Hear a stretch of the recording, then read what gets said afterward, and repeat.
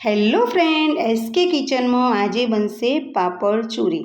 તમે મસાલા પાપડ તો ઘણા ખાધા હશે, પણ આજે કંઈક અલગ એવું પાપડ ચૂરી। તેના માટે મેં 7 થી 8 નંગ જેટલા પાપડ છે તે પાપડને શેકી અને લીધેલા છે અને હવે તેનો ભૂકો કરી દેવાનો છે। આ રીતે ઝીણો ભૂકો થઈ જાય ત્યારબાદ તેને એક મોટા બાઉલમાં ટ્રાન્સફર કરી લઈશું।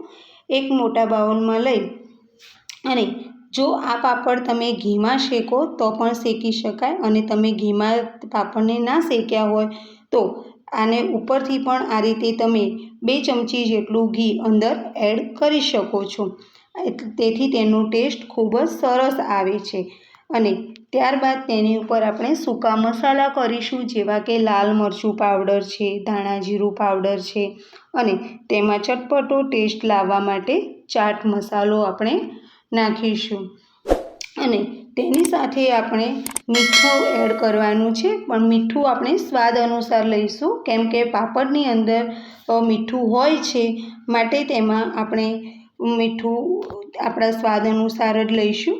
અને આ રીતે સૂકા મસાલા અંદર એડ થઈ જાય ત્યારબાદ તેની સાથે આપણે લીલા મરચાં તે ઝીણા સમારીને લઈ લેવાના છે, કાચી કેરી લેવાની છે અને કાકડી લેવાની છે, ટામેટાં લેવાના છે। આ બધી વસ્તુઓને પણ આપણે ઝીણા સમારી અને તેની અંદર એડ કરવાના છે।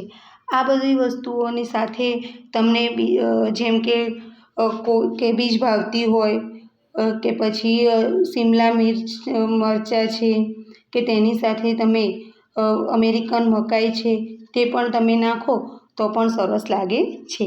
આની સાથે આપણે અત્યારે ઝીણી સમારી અને ડુંગળી લીધી છે તે પણ એડ કરીશું અને આનો ખૂબ જ ટેસ્ટી અને ચટપટો એવો ટેસ્ટ લાવવા માટે હવે એની ઉપર આપણે લીંબુનો રસ નાખીશું।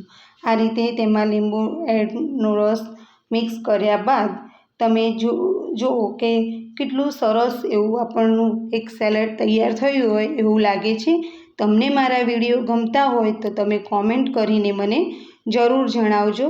ત્યારબાદ આ સેલેડ છે તેની ઉપર આપણે સ્વાદ અનુસાર મીઠું, લાલ મરચું પાવડર, ધાણા જીરું પાવડર અને તમે એડ કરી શકો છો અને આ રીતે બધું એડ થઈ જાય ત્યારબાદ તેને બરાબર મિક્સ કરી લેવાનું છે। આ રીતે શું તમે પાપડ ચૂરી ક્યારેય ઘરે બનાવો છો કે નહીં?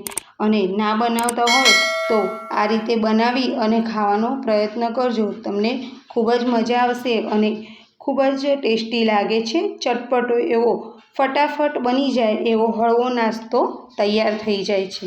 હવે તેને એક સર્વિંગ ડીશમાં આપણે સર્વ કરી લઈશું। આપણે ઘણા બધા એવા નાસ્તા હોય છે કે જે ખૂબ જ ઝડપી બનાવવાની ઈચ્છા અને ચટપટા પણ હોવા જોઈએ, જેથી કરીને બાળકો પણ ખાઈ લે અને આપણને પણ એમ થાય કે ચલો બાળકોએ કંઈક અલગ ખાધું। અને વેકેશનમાં તો બાળકોની ડિમાન્ડ કંઈક અલગ અલગ જ હોય છે, તેથી આપણે ઝડપી અને એમને ભાવે એવો ચટપટું અત્યારે પાપડ ચૂરી બનાવી તે તેમને ખૂબ જ પસંદ આવશે। તો તમારા બાળકો માટે પણ આ વેકેશનમાં આ રીતે તમે અલગ અલગ નાસ્તો તેમને આપજો। તેની સાથે મેં અત્યારે તેની ઉપર ગાર્નિશિંગ માટે ઝીણી સેવ અને કોથમીર લીધેલા છે। મારા વિડીયો ગમે તો તમે તેને લાઇક, શેર અને સબસ્ક્રાઈબ કરો।